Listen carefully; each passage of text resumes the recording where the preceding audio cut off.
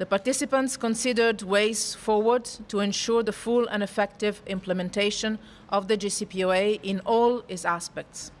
They also took stock of the process of finding and operationalizing practical solutions for issues arising from the unilateral withdrawal of the United States from the agreement and the reimposition of sanctions lifted under the JCPOA and its Annex II, which they deeply regret.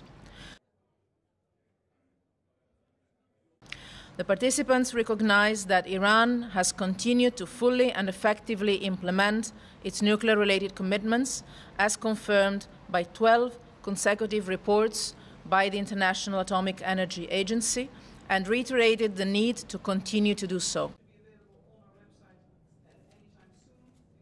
Participants underlined their determination to protect the freedom of their economic operators to pursue legitimate business with Iran in full accordance with the UN Security Council Resolution 2231. Any actions